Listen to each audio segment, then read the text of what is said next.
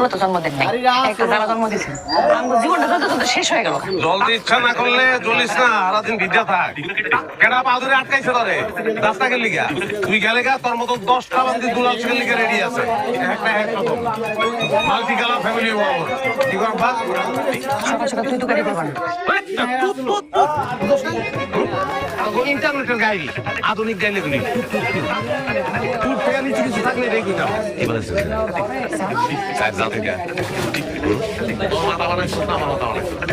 আমি কেমন চা খাইছি জানো লিগার করা দুধ করা চিনি করা আমি মানুষটা কর করা চাওয়া আমি যা